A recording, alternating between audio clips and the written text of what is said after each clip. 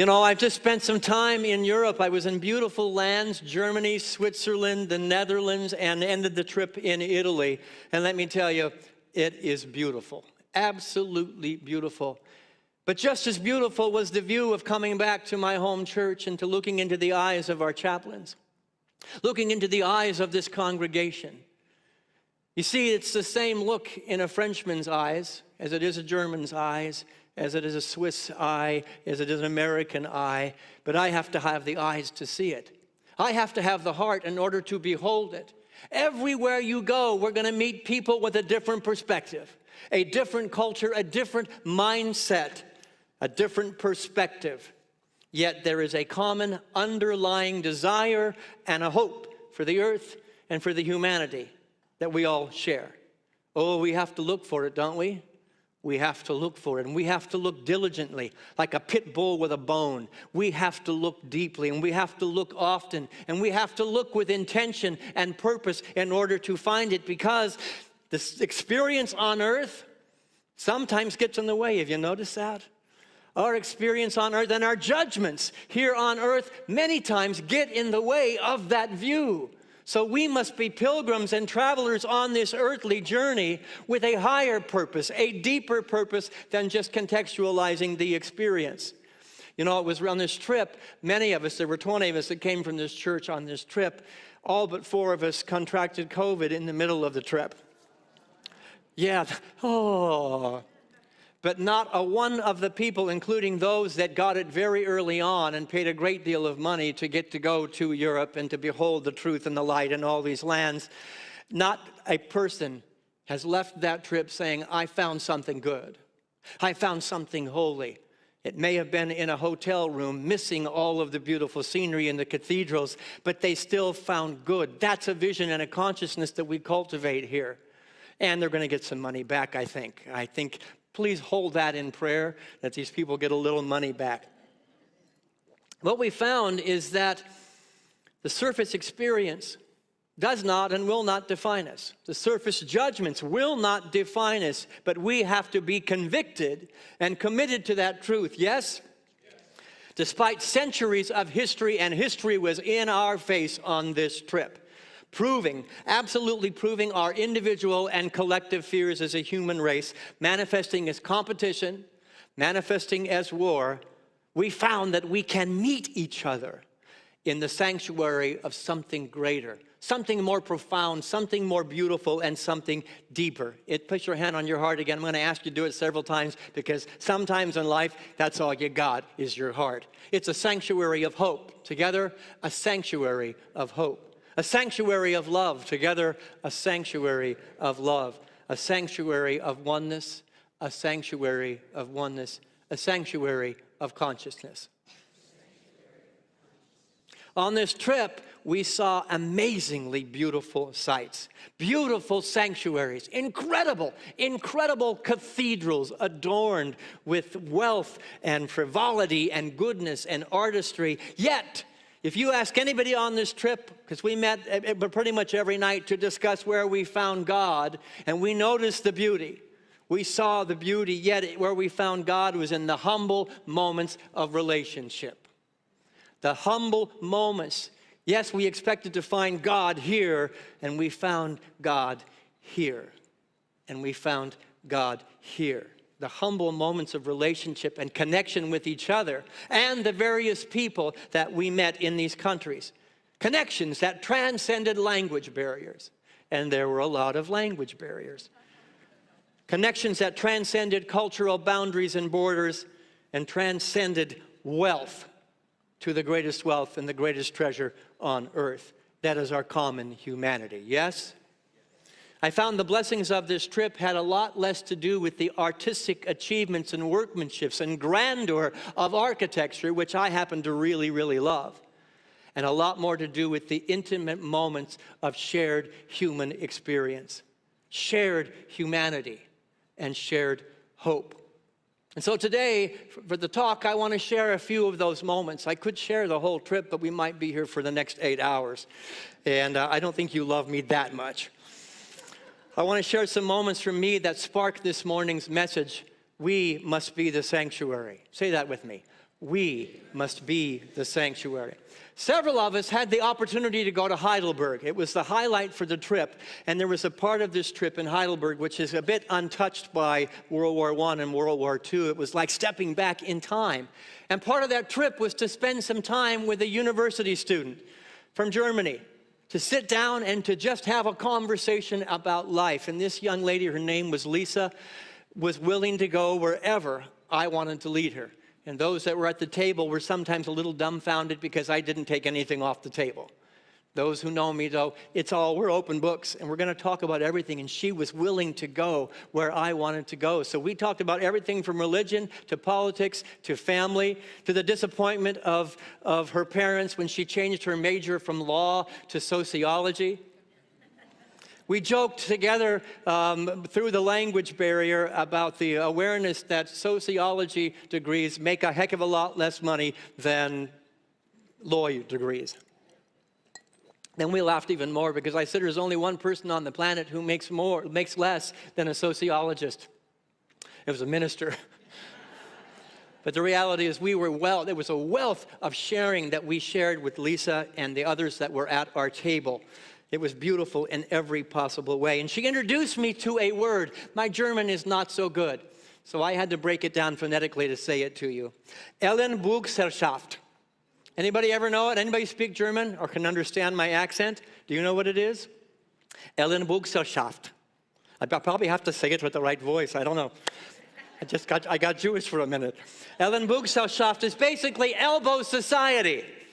It's a term that she's learning in her sociology classes about an elbow society, and she used it to contextualize the world and the human race as we know it today. Basically, that term means a competitive, self-centered culture where people, metaphorically, are using their elbows to push others aside in pursuit of their own personal gain and their own success and their own power. Everyone do that with me. Anybody ever meet anybody living life like that? Bulldozers, get out of my way. I'm getting mine, and I'm going to get mine, and you're in the way of getting it.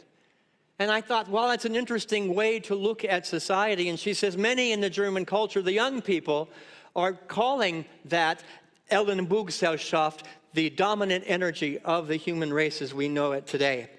An attitude characterized by self-interest and personal benefit above the welfare of community. Has anybody spotted that in the world today? Let's be honest, it's there. It's a willingness to elbow past others to get your own good. An ego-driven society where I get mine and you're on your own. And I asked her what the young people of Germany thought about that particular culture. Did they see any hope of turning that elbow society around? And I think perhaps I had a little more hope than she did, but there was clear evidence that she thought that the responsibility of turning the elbow society around clearly landed in the laps of those who created it and not the laps of those who inherited it. I told you it got honest and it got real. That the responsibility to move past elbow culture landed squarely on the hearts and the minds and the actions of those who created it, my generation, your generation, and not on those who had inherited it. Now, she did this with a loving smile. It was a bit of an ouch, but she did it with a loving, beautiful smile. But it hit home. The message hit home. I needed to be the change I was asking the young people to elicit. I needed to be the change and the shift in society that I was asking the young people to clean up our messes. And I introduced her to unity. She'd never heard about unity and what we do here in this community, in this movement. And I asked her what she thought about the concept that if enough of us created a different kind of elbow society, one where we, instead of doing this, we linked arms. I invite you to do that right now. Go ahead and link arms.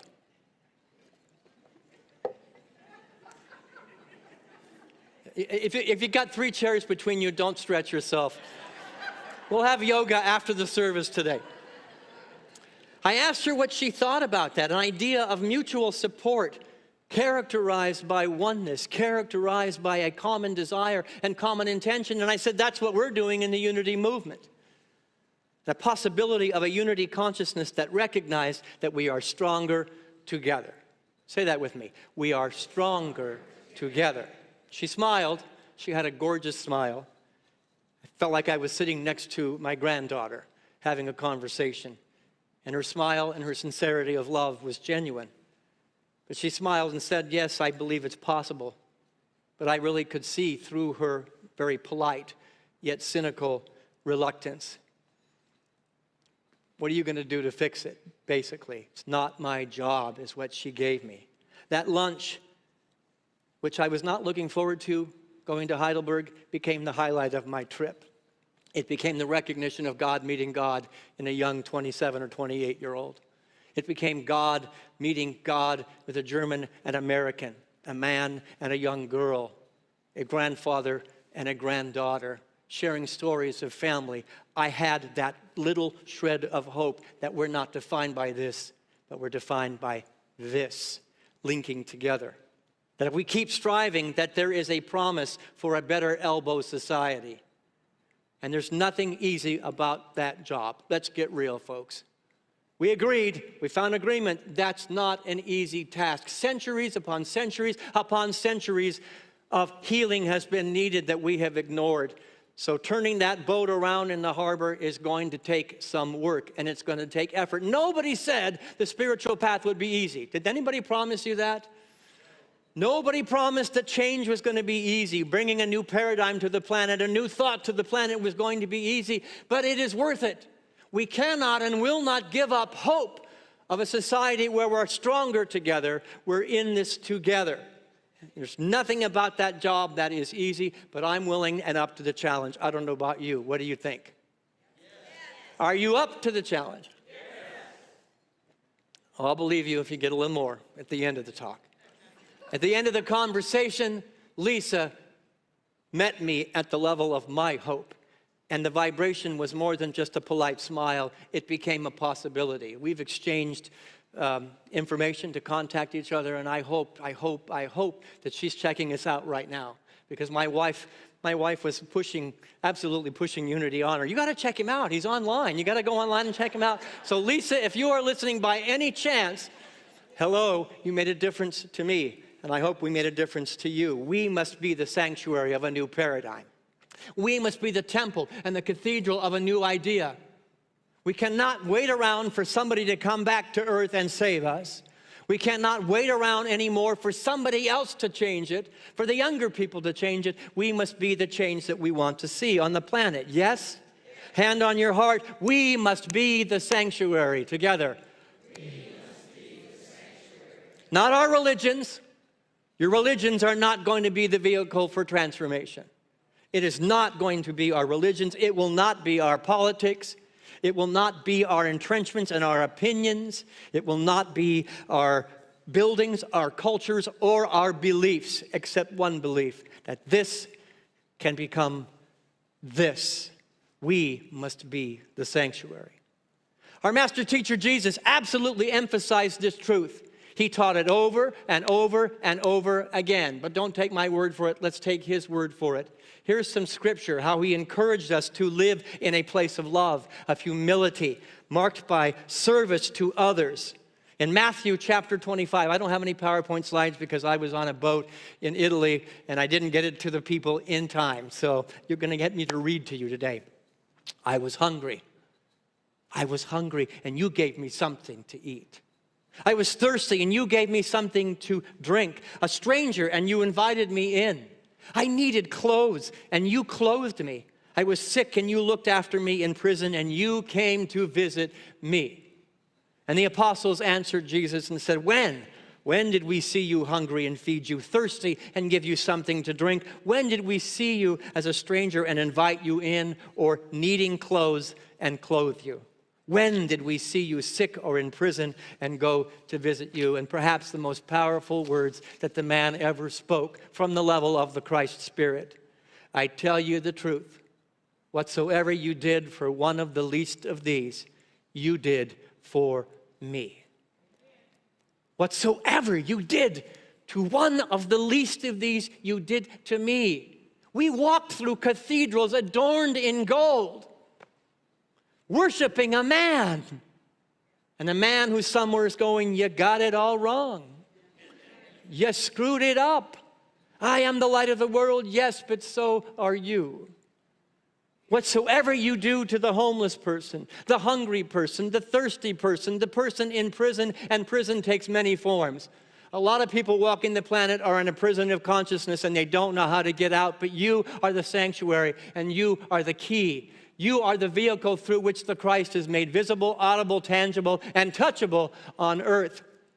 The responsibility does not belong to somebody who lived 2,000 years ago. The responsibility is in your hands, in my hands, and in our hands. We must be the sanctuary together. Matthew, my favorite of the three earlier Gospels. Matthew 22, when asked the great commandment, this is what Jesus answered. The way, the truth, and the life said this to us: love God with all your heart, your soul, and your mind. And the second is like it. And I know you all know it. It's the golden rule. Love your neighbor as yourself. Notice he didn't say, love your neighbor that thinks like you think. Love the neighbor that looks like you think. Love your neighbor that has the same language as you or the same religion as you. He did not say that. Love your neighbor with a great big exclamation point at the end.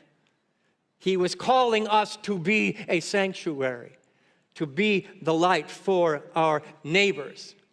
And then told us, no, you can't stop there, because in Matthew chapter 5, he said, love your enemies. Now, in Unity, we like to say you have no enemies. If you've made an enemy, then that's sinking thinking that needs to be cleaned out.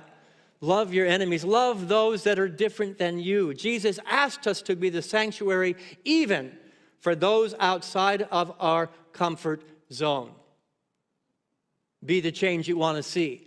We'll all be loving when they're loving. I'll be kind when they're kind.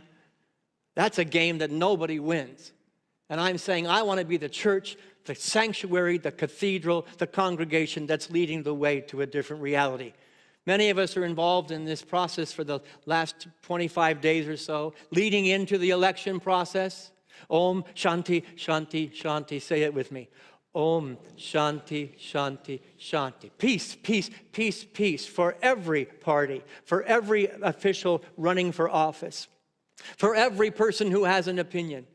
The ones that agree with you, the ones that don't agree with you. We cannot make exceptions to where we find and share peace, or we're not a sanctuary.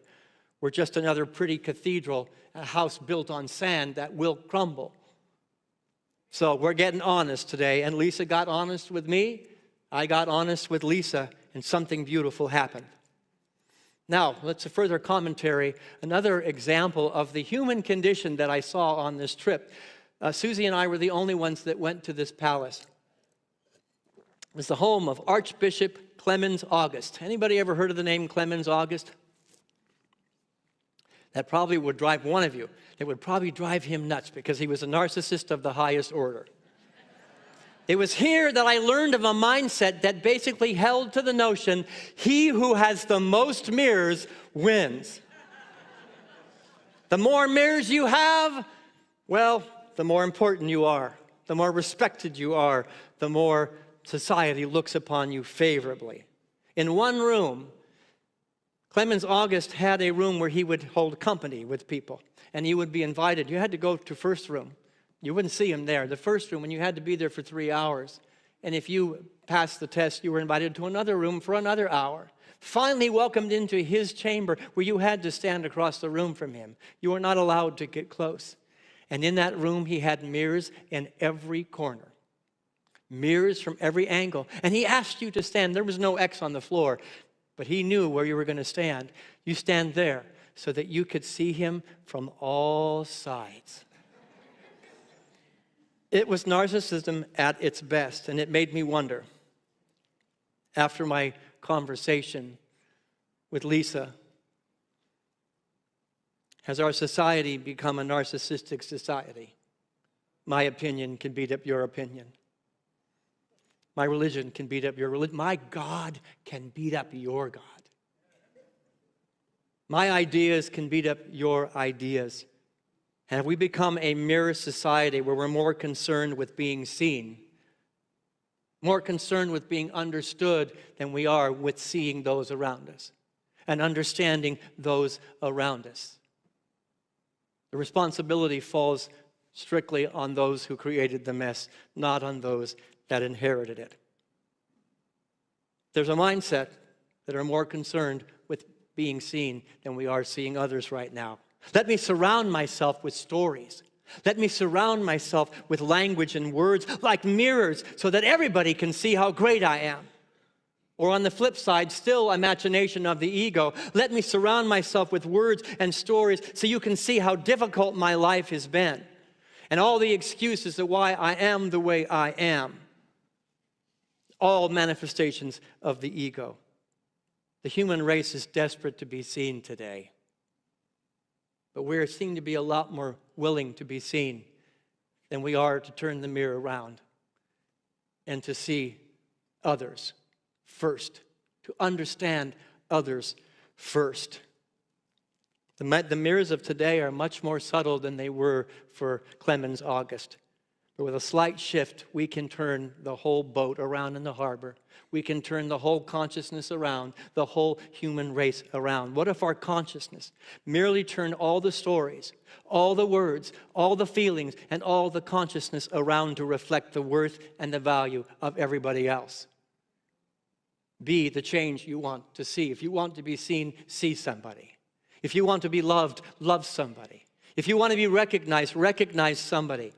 What if on this planet our job was to reflect the light we see in others rather than positioning ourselves and others so that they can see our light? How about this consciousness? I invite you into this consciousness.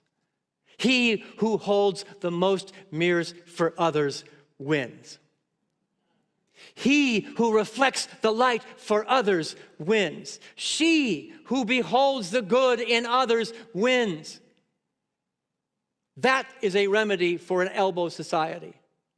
That is a remedy for a narcissistic society that is absolutely needed. He and she who encourages and uplifts others to find heaven. So how can we address this culture? How are we challenged? Because I'm not just up here about speaking and talking. This is a challenge, a gauntlet I throw down. Here's my quick list, and then I'll invite the band to come up after number 5.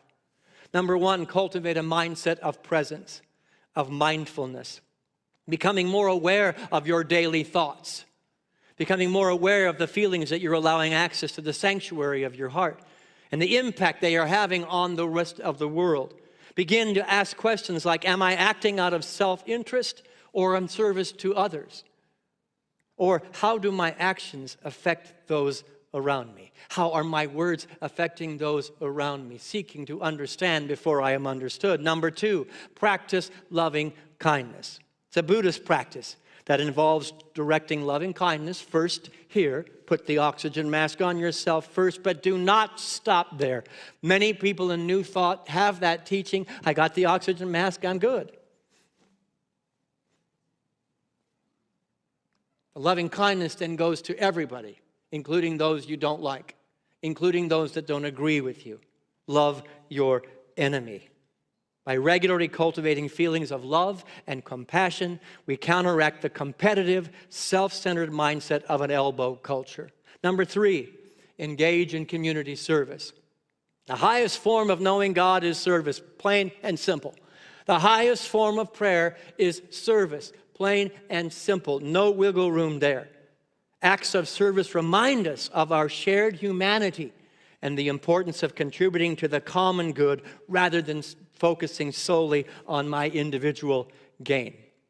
Number 4, cultivating the idea of interbeing. Interbeing, a unity, and a Buddhist idea popularized by Thich Nhat Hanh. Do you recognize the name? Thich Nhat Hanh emphasized that all beings are interconnected, recognizing that your well-being is intrinsically attached to mine. That your good and my good are not separate. Your suffering and my suffering are not and will not be separate. Collaboration versus competition. Say that with me. Collaboration versus competition. Which do you choose? Right now, this country is engaged in competition at the highest order. Win at all costs. and use words to win at all cost. Use attack to win at all costs. That's an infection that I don't want in this sanctuary. That's an infection that I do not welcome in this sanctuary, and we must be the ones to call it out when it shows up. We must be the ones that have the guts, the determination, and the willingness to call it out when it shows up in this environment. Om Shanti, Shanti, Shanti. Om Shanti, Shanti, Shanti. Number 5, practice detachment. Both Christianity and Buddhism, you guys can come up now, teach the importance of focusing on spiritual fulfillment rather than material gain. It's pretty obvious that as much as these cathedrals were all about wealth, the mindset in my conversation with Lisa, a sociology student in Germany, is the view. We asked her point blank, what is the view of the United States and the culture here? She didn't pull punches. We're all about getting. We're not about giving. We're all about gaining. And that we're the fat cats on the block of the earth. And we are also, as the fat cats, leading the charge of consciousness on the planet because people are watching and following us. I want to be the fat cats on the block of consciousness in this church, in this movement, and to lead by example.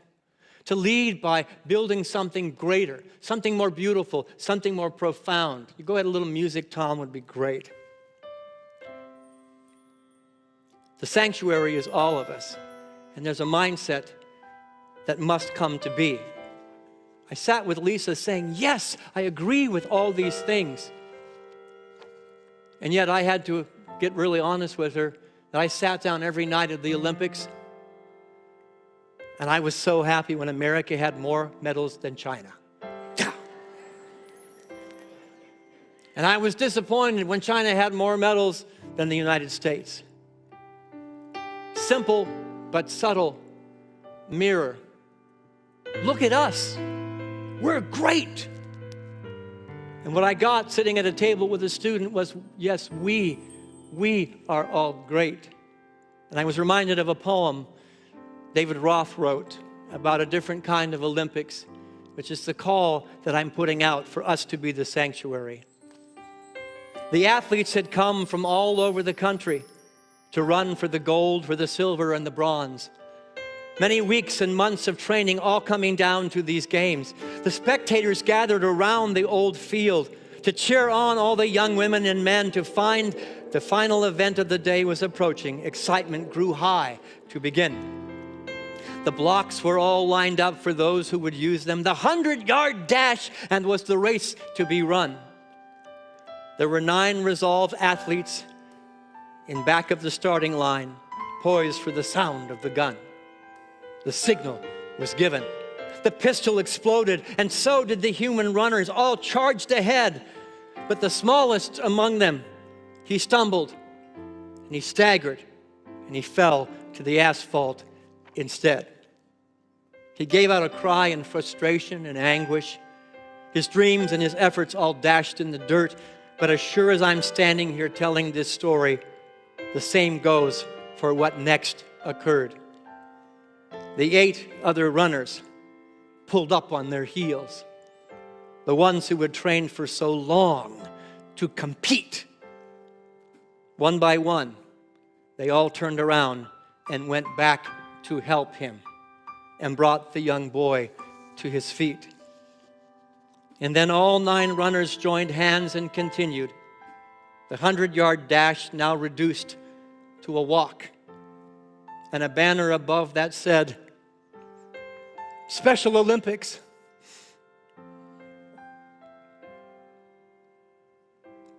Could not have been more on the mark. That's how the race ended, with 9 gold medals.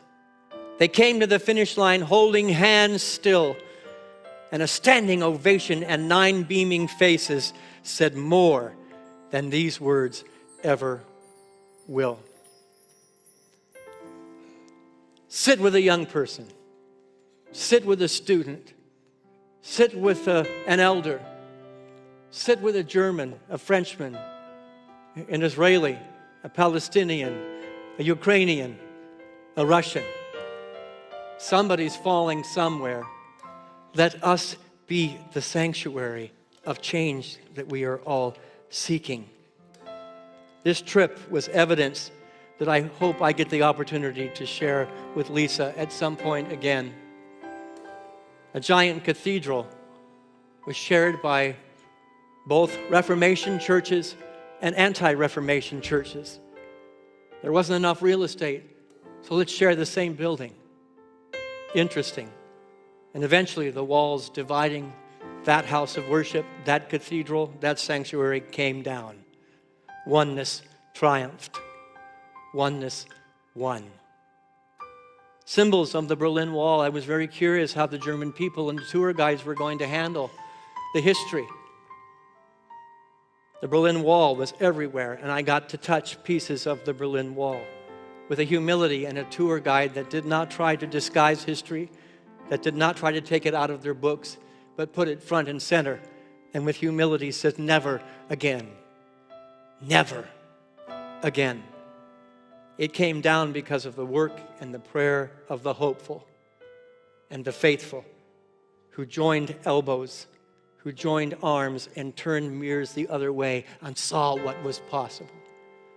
Monuments to the darkness of the past that those who lost their lives would not be forgotten. Stumbling stones, they called them, in streets of every town we went. The survivors of Holocaust put a plaque in the street for those who did not survive, with small print enough that in order to read the names, one had to bow. Perhaps we can bow to our history and not repeat it. Perhaps we can bow to the parts that are dark and difficult within us individually and collectively and rise to a higher place. And finally, spires of cathedrals, the tallest place in town, raised above the skyline as a symbol to the weary, to the tired, to the traveler returning home, symbols of solace and peace, of harmony and rest for the lost. The first thing anybody saw as they were coming home was the spire, pointing to a higher order, a higher vibration, a higher truth, reminders of something greater than our human experience. I've heard it said that the only Bible that some people will ever read will be your life. Let me submit to you after this trip, which is as much inward as it was outward, the only cathedral, the only sanctuary that somebody will ever visit or see will be you. Let us turn the mirrors outward. Let us link elbows with everyone and anyone who crosses our path as a symbol of tomorrow's hope and tomorrow's possibility. Take down the walls. Raise the spires of a higher consciousness and be the sanctuary.